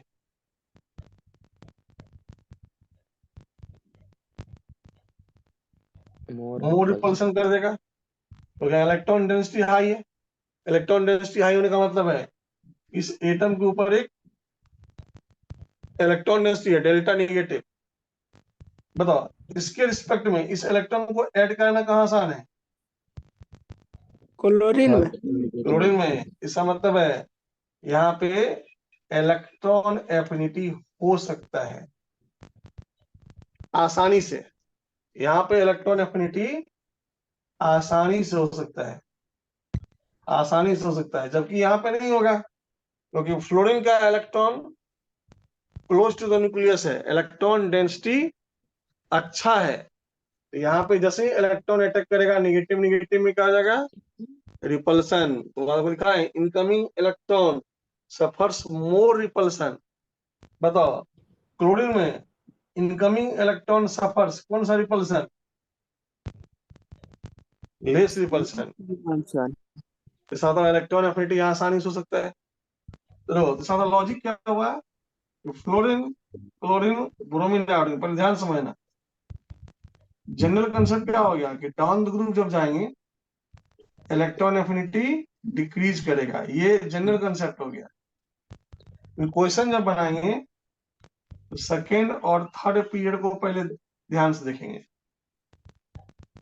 बताओ इसका ऑर्डर ये होता है, बताओ अगर जनरल कंसेप्ट होता है आंसर ये होता है, क्योंकि एक्सेप्शन है, एक्सेप्शन में हम इसको कंपेयर कर रहे हैं। आंसर हमारा को क्या है, आयोडीन ब्रोमीन, ये चला गया पीछे, ये चला गया आगे, ये वाला आंसर हो। तो थ्योरी क्या कर रहा है, रिस्पेक्टिव ग्रुप सेम ग्रुप में थर्ड पीरियड का इलेक्ट्रॉन एफिनिटी अपने सेकेंड पीरियड से ज्यादा होगा। ये सभी में लागू होगा सर, ये अगर ग्रुप 15 करेंगे उसका अगर सेकंड पीरियड करेंगे और उसका थर्ड पीरियड का, कौन से ग्रुप में होगा तो सब भी लिखा देंगे। अच्छा अब तुम लोगों से क्वेश्चन पूछ रहे, बताओ अगर ऐसा है, एक्सेप्शन हो क्या है, एक्सेप्शन कर रहा है सेम ग्रुप में थर्ड पीरियड का, तो कॉन्सेप्ट यहाँ पे क्या है, कॉन्सेप्ट है कि क्लोरीन का साइज बड़ा है, लार्जर और स्मॉलर वहां लिखा है। बताओ तो ब्रोमीन का साइज तो और लार्जर है, यहाँ अगर हम एक्स्ट्रा इलेक्ट्रॉन ऐड करेंगे तो सबसे अच्छे से इलेक्ट्रॉन को एब्जॉर्ब कर लेगा। नहीं सर, लेकिन क्लोरीन के पास अगर इलेक्ट्रॉन डेंसिटी अगर अच्छा है जिससे रिपल्सन कम हो रहा है तो क्लोरीन में ही जाएगा, ब्रोमीन पर क्यों जाएगा वो? नहीं सर, उसके बाद वो प्रॉपर्टी फॉलो करने लगेगा, वो इनवर्सली प्रोपोर्शनल, उसका साइज बड़ा हो जाएगा सर। हाँ साइज बड़ा हो जाएगा, बात सही है। तो ज्यादा अच्छा कॉन्सेप्ट देखो क्या है, हम एक्सेप्शन को कंपेयर तब कर सकते हैं जब हमको थोड़ा सा फिजिकल स्टेट का जानकारी हो। देखो ये दोनों का फिजिकल स्टेट क्या है, गैस। इसलिए कंपेयर हो गया। अगर ब्रोमीन भी गैस होता तब कंपेयर करना मुश्किल था। ब्रोमीन का फिजिकल स्टेट क्या है, लिक्विड। लिक्विड में इलेक्ट्रॉन एफिनिटी नहीं होता है, इसलिए हमको एक्सेप्शन जब भी मिलेगा तो सेकेंड और थर्ड पीरियड मिलेगा। इसके बाद साइज अचानक से बढ़ जाता है, इसलिए इलेक्ट्रॉन एफिनिटी कराना थोड़ा मुश्किल होगा। और दूसरा चीज है इसका फिजिकल स्टेट उसको सपोर्ट नहीं कर रहा है।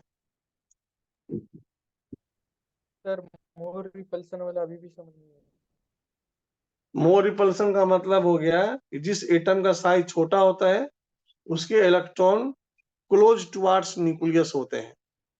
यहाँ पॉजिटिव और निगेटिव में अट्रैक्शन ज्यादा होगा तो हम बोलेंगे इलेक्ट्रॉन डेंसिटी यहाँ अच्छा है। मतलब यहाँ पॉजिटिव है तो यहाँ पे क्या होगा, निगेटिव होगा। तो अगर हम इलेक्ट्रॉन बाहर से ऐड करा रहे हैं, इलेक्ट्रॉन पे भी निगेटिव चार्ज और यहाँ इलेक्ट्रॉन डेंसिटी भी क्या हो गया, निगेटिव। तो सिमिलर चार्ज में क्या होगा, रिपल्सन। जो इलेक्ट्रॉन ऐड करा रहे हैं क्या ऐड होगा, नहीं ऐड होगा। तो इलेक्ट्रॉन एफिनिटी यहाँ क्या हो गया, पुअर हो गया। जबकि यहाँ इलेक्ट्रॉन एफिनिटी आसानी से हो जाएगा, क्योंकि इसके रिस्पेक्ट में इसका इलेक्ट्रॉन डेंसिटी क्या है, कमजोर है, न्यूक्लियस से दूर है एटम, ये आसानी से एक्स्ट्रा इलेक्ट्रॉन ऐड हो सकता है। तो उसको डेल्टा माइनस क्या है उसके ऊपर? डेल्टा माइनस यहाँ इलेक्ट्रॉन डेंसिटी का साइन है, डेल्टा माइनस। हेलो सर, इस कॉन्सेप्ट के हिसाब से साइन है मतलब डेल्टा माइनस का मीनिंग बताते चलो सर। डेल्टा माइनस का मतलब हो गया उसका तो सबसे पोलराइजेशन। पोलराइजेशन का मतलब हो गया चार्ज। एक चार्ज को डेल्टा माइनस मान लीजिए।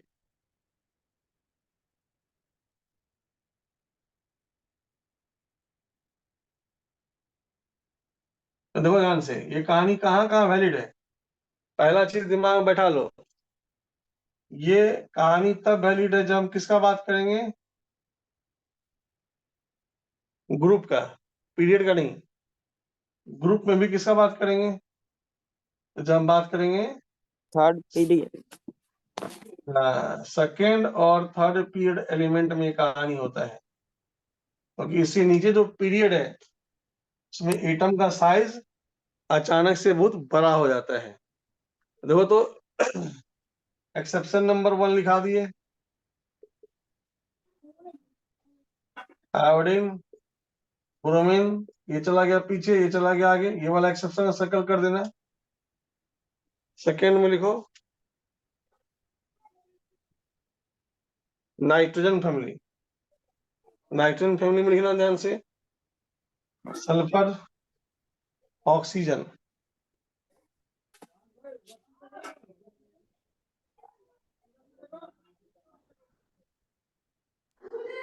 ये तो वैसे नाइट्रोजन तो है ना, फैमिली किससे हुआ sir? Oxygen, sulphur, selenium, tellurium, polonium. देखो ध्यान से, oxygen family. Sorry oxygen family. Down group जाएंगे तो एक्सेप्शन क्या है, एक्सेप्शन ये वाला है, सेकेंड और थर्ड। इसका मतलब है ये तो पहले से ही छोटा था, पोलोनियम, टेलुरियम, सेल्यूरियम, इसमें ऑक्सीजन पीछे चला गया, सल्फर आगे चला गया।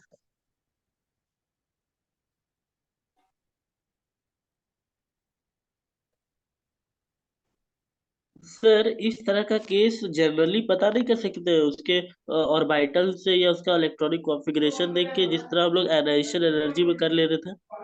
नहीं, इलेक्ट्रॉन एफिनिटी में थोड़ा ज्यादा कंट्रोवर्सी है, इसलिए इसमें थोड़ा हेलो सर। संभल के क्वेश्चन आना पड़ेगा। Hello sir. Hello sir. हाँ, इसमें लिखा दिए हैं कि सेकेंड और थर्ड पीरियड में कहानी ऐसा होता है। तो इसके ऑल एलिमेंट पर एक्सेप्शन होता है। जो जो लिखा है उसी में एक्सेप्शन होता है। इसके बाद और किसी में एक्सेप्शन नहीं होगा सर? ये दो गो है? देखो पी ब्लॉक में जो भी फैमिली है सब में एक्सेप्शन होगा। ये ग्रुप लिखे हैं, ठीक है। हाँ, तो पी ब्लॉक एलिमेंट में जो भी ग्रुप होगा, जो भी ग्रुप हम बोल रहे हैं, पी ब्लॉक एलिमेंट में जो भी ग्रुप होगा उसमें सेकेंड और थर्ड पीरियड का जब भी ऑर्डर लिखेंगे थोड़ा संभल के लिखेंगे। सर डी ब्लॉक का क्या होगा, इसमें होगा? उसमें उसमें नहीं पूछेगा, उसमें पूछेगा तो थोड़ा वेट करना पड़ेगा। उसमें थोड़ा जब टॉपिक खत्म हो जाएगा ना तो डी ब्लॉक का क्वेश्चन भी डाल के बताएंगे। अभी बताने से कंफ्यूजन क्रिएट हो जाएगा। डी ब्लॉक में क्या होता है, वैलेंसी वेरिएबल। एस और पी ब्लॉक में वैलेंसी उतना वेरिएबल नहीं होता है ना, तो उसमें वेरिएशन ज्यादा है। जहाँ वेरिएशन ज्यादा है उसको कंपेयर कर सकते हैं आसानी से। नाम ही है ट्रांजिशन एलिमेंट। जैसे देखो तो ये पूछा हुआ क्वेश्चन है जेई का, सल्फर, ऑक्सीजन, फास्फोरस और नाइट्रोजन, बताओ तो इलेक्ट्रॉन एफिनिटी का ऑर्डर सही है गलत है? सर गलत है। गलत है। सही है। अच्छा, गलत है। सही गलत है, बीच में बोलना चाह रहा है सही भी है। सही है सर। सल्फर और ऑक्सीजन ठीक है, नाइट्रोजन सबसे लास्ट में, वो भी एक्सेप्शन है। ठीक है। फास्फोरस के निकालना होगा। देखो पहले इसको अरेंज करो। क्वेश्चन का तरीका ये है, ये ग्रुप होता है 15, ये ग्रुप होता है 16। पहला कॉन्सेप्ट, जब लेफ्ट से राइट जाएंगे तो इलेक्ट्रॉन एफिनिटी क्या करेगा, इंक्रीज। हाँ, इसलिए ये दोनों सबसे आगे होगा। बताओ अब इसमें एक्सेप्शन है, एक्सेप्शन के हिसाब से कौन आगे निकलेगा, सल्फर, फिर ऑक्सीजन, फिर यहाँ पे देखो, फिर ये सेकेंड, फिर ये थर्ड, तो कौन आगे निकलेगा, फास्फोरस। फास्फोरस। नाइट्रोजन। सही लिखा हुआ है ना? हम्म। हाँ।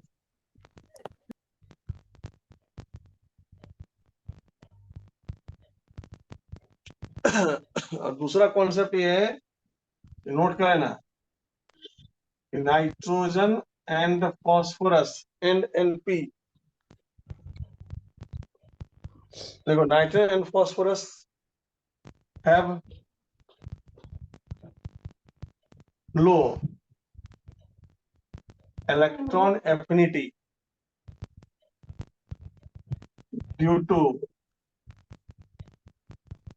Stable half filled configuration. Important ये कॉन्सेप्ट है, चेक करो इसको। पूछेगा ऑक्सीजन फैमिली से कम होने का रीजन क्या है? कम होने का रीजन है कि दोनों का ऑर्बिटल स्टेबल है, इसलिए उसका इलेक्ट्रॉन एफिनिटी कम होगा।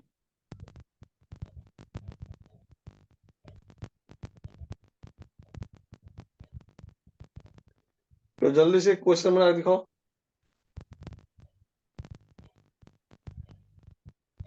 नोट हो गया नहीं? Yes sir.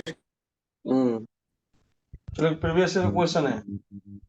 क्वेश्चन है द प्रोसेस, देखो the process requiring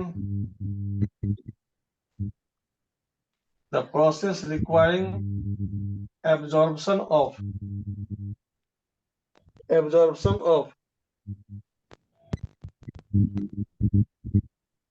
energy is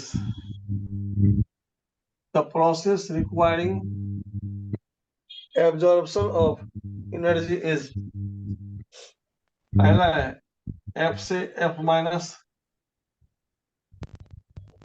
दूसरा है Cl से Cl माइनस, तीसरा है O से O2 माइनस, और चौथा है H से H माइनस। सब में इलेक्ट्रॉन एफिनिटी हो रहा है।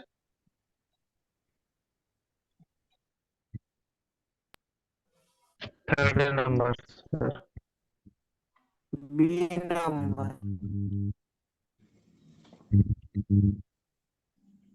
क्वेश्चन था the process requiring absorption of energy is, किस प्रोसेस में एनर्जी एब्जॉर्ब करने का बात हम कर रहे हैं? वेरी गुड, ऑक्सीजन में। ऑक्सीजन में, क्योंकि option number C sir, oxygen. Second electron एक बार एफिनिटी माइनस बता होता है, दूसरा बार प्लस ज्यादा हो जाता है। ये एब्जॉर्प्शन ऑफ एनर्जी पूछ रहा है। तो देखो ध्यान से कैसे याद रखेंगे। तो नोट्स हम पिछली क्लास में लिखाए थे, absorption of energy always endothermic होगा जब हम बात करेंगे पॉली एटॉमिक एनाइन का। बोल रहा है ना, बताओ ये पॉली एटॉमिक है, ये है कि नहीं है? अभी चेक करो, पॉली एटॉमिक एनाइन मतलब निगेटिव चार्ज एक से ज्यादा। Yes sir. एकदम क्लियर Yes, कंसेप्ट है, एकदम क्लियर कट है। यहाँ पर ऑक्सीजन नियॉन बन गया। वेरी गुड, ऑक्सीजन नियॉन बन गया। और कैसे बना? सेकेंड स्टेप में जाके। इसका मतलब है ओवरऑल कॉन्सेप्ट क्या है कि जिस रिएक्शन का प्रोडक्ट पॉली एटॉमिक एनाइन हो वहां पे एनर्जी क्या होगा? एब्जॉर्ब होगा, होगा ना?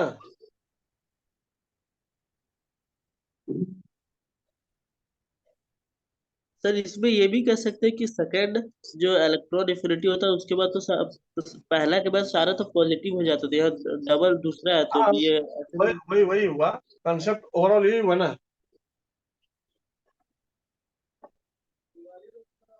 चलो फटाफट एक जल्दी से बना दो एक क्वेश्चन और।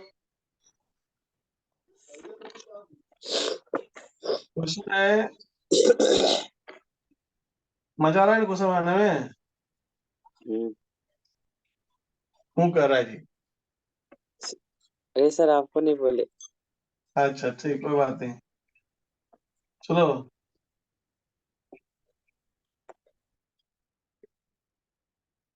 देखो, electron addition would be easier in, question ये है electron addition would be easier in. पहला ऑप्शन है ऑक्सीजन, दूसरा ऑप्शन है O+, तीसरा ऑप्शन है O-, और चौथा ऑप्शन है O2+। सर सी 3 नंबर। 3 नंबर। 3 नंबर। जी सर। ध्यान दो, लैंग्वेज पर क्वेश्चन का हड़बड़ा के करोगे कि फिर आईटी की जगह पर ITI हो जाएगा, हम पहले ही बोल दिए हैं। इलेक्ट्रॉन एडिशन, डी नंबर में। तो यहाँ 4 ए पॉजिटिव है। नंबर सर, ए नंबर सर, ए नंबर। देखो ध्यान से, आंसर होगा D नंबर, क्योंकि जैसे ही तुम इलेक्ट्रॉन ऐड कराओगे आसानी से यहाँ इंटरेक्शन होना शुरू हो जाएगा, क्योंकि यहाँ चार्ज अपोजिट है। तो इजियर पूछ रहा है ना, इलेक्ट्रॉन तो सब में ऐड होगा, क्योंकि सारे ऑर्बिटल वैकेंट है। ध्यान दो, ऑक्सीजन का 4 ऑप्शन है, न्यूट्रल में भी होगा, लेकिन यहाँ सबसे अच्छा, सबसे आसानी से होगा, क्योंकि इलेक्ट्रॉन को अटैक करने के लिए यहाँ स्पेस मिल रहा है, क्योंकि यहाँ चार्ज क्या मिल रहा है उसको, पॉजिटिव। पर सर 3 नंबर में वो अगर ले लेगा तो वो तो स्टेबल हो जाएगा, नियॉन बन जाएगा। अरे उसके बाद इजियर आप इजियर थोड़ी ना पाएगा इलेक्ट्रॉन। उसके बाद इजियर तो का, इलेक्ट्रॉन नहीं लेगा। हाँ, इजियर का मतलब समझो, इजियर का मतलब है कहाँ आसानी से तुम इलेक्ट्रॉन को अटैक करा सकते हो, या आसानी से तुम इलेक्ट्रॉन को अटैक नहीं करा सकते हो, क्योंकि यहाँ रिपल्सन होने का खतरा है, या रिपल्सन होने का खतरा नहीं है।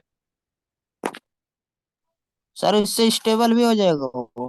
हाँ, स्टेबल भी हो जाएगा वो। स्टेबल ही तो होना चाहिए सर, इसी के लिए तो हम्म, प्रैक्टिस करते हैं। यहाँ देखो ये चीज लिखा हुआ है, आसानी से, इजियर। सर समझ नहीं आया, और एक बार बता दीजिए, नहीं समझ। स्टेबल हो जाएगा। क्वेश्चन है कि एक ही एटम का 4 अवस्था दिया हुआ है, एक है न्यूट्रल, एक है कैटायन, एक है एनायन, एक है मोल कैटायन। तो कह रहा है कि इलेक्ट्रॉन अगर हमको ऐड कराना होगा तो सबसे आसानी से कहा, हम दिमाग ये लगाएंगे कि इलेक्ट्रॉन वहां आसानी से ऐड हो सकता है जहां पे एटम को, इलेक्ट्रॉन को अटैक करने के लिए आसानी से स्पेस मिलेगा। मतलब यहाँ नेगेटिव चार्ज है, यहाँ पॉजिटिव चार्ज अगर हम रख दिए, यहाँ अटैकिंग मोर होगा ना। समझ गया सर। देखो, electron addition would be easier in, electron add आसानी से कहाँ करेगा, देखो यहाँ चार्ज रख दीजिए, इलेक्ट्रॉन में नेगेटिव चार्ज, एटम पे पॉजिटिव चार्ज, अपोजिट चार्ज में फोर्स ऑफ अट्रैक्शन ज्यादा होता है ना, ये आसानी से इलेक्ट्रॉन को खींच लेगा। यस ये सर। ये उतना आसानी से नहीं खींचेगा, क्योंकि यहाँ रिपल्सन हो सकता है। देखो, ये भी आसानी से खींच सकता है, लेकिन इसके रिस्पेक्ट में ये ज्यादा आसान है, क्योंकि यहाँ ऑर्बिटल ज्यादा खाली हो चुका है। सर ये बोल सकते हैं कि O2+ में 4 इलेक्ट्रॉन घुस सकता है और हाँ, बाकी में से कम। हाँ, सही बात है। इसका वो तो मतलब वो हो गया लगा था सर, वो यहाँ नियॉन गैस वैकेंट। बन जाता है। देखो, इसका मतलब है कि हम यहाँ पे बोल सकते हैं कि मोर नंबर ऑफ वैकेंट ऑर्बिटल्स है, जितना खाली ऑर्बिटल्स मिलेगा उतना इलेक्ट्रॉन आसानी से घुस सकता है। अब समझ में आया? सर लेकिन स्टेबल तो नहीं होगा ना। हाँ, स्टेबल नहीं होगा, लेकिन यहाँ को क्या लिखा हुआ है, स्टेबिलिटी की यहाँ बात ही नहीं कर रहा है। यहाँ क्या लिखा हुआ है, क्वेश्चन में आसानी से पढ़ो, लिखा हुआ है electron addition would be easier in, यहाँ स्टेबिलिटी की बात नहीं कर रहा है। क्वेश्चन ये कर रहा है कि किस दिए हुए ऑप्शंस में इलेक्ट्रॉन आसानी से प्रवेश पा सकता है। क्लियर हुआ? तो इलेक्ट्रॉन आसानी से वहां ऐड हो सकता है जहां पे अट्रैक्शन हाई होगा, रिपल्सन कम होगा। सर यहाँ पे ईयर की जगह कुछ वर्ड रहता तो क्या आंसर मतलब ओ माइनस चलो होता? सर हाँ, तब आंसर ओ माइनस होता है। क्या कुछ रहता? स्टेबिलिटी के बारे में दिया हुआ रहता तो वो माइनस अगर होता था।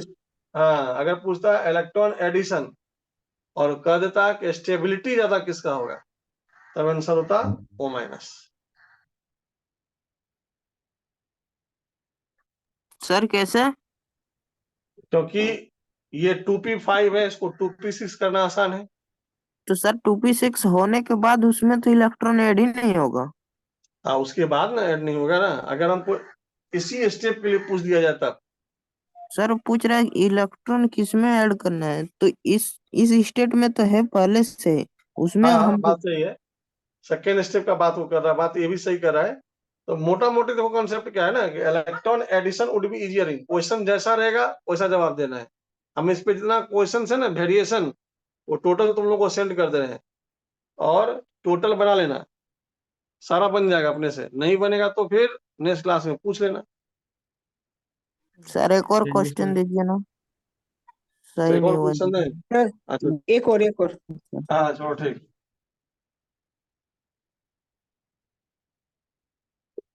चलो देखो, क्वेश्चन है ऑक्सीजन इलेक्ट्रॉन गेन किया और कन्वर्ट हो गया O2 माइनस में गैस में। Delta H easy electron gain enthalpy class में बताए भी थे, इसका कितना होता है, और फिर चेक करें ना जब पढ़ा रहे थे इसका प्रोसेस। ये डाटा दिया हुआ है थर्मोडायनेमिकली। क्वेश्चन में कर रहा है the positive value of the positive value of delta H EG is due to. हाँ, डेल्टा एच ईजी, यहाँ पे कुछ नहीं है तो पॉजिटिव है, ये कैसे हो गया? तो पहला ऑप्शन है एनर्जी इज रिलीज। तो पहला ऑप्शन है energy is release to add 1 electron to O minus. दूसरा ऑप्शन है energy is needed to 1 electron to oxygen. तीसरा है एनर्जी इज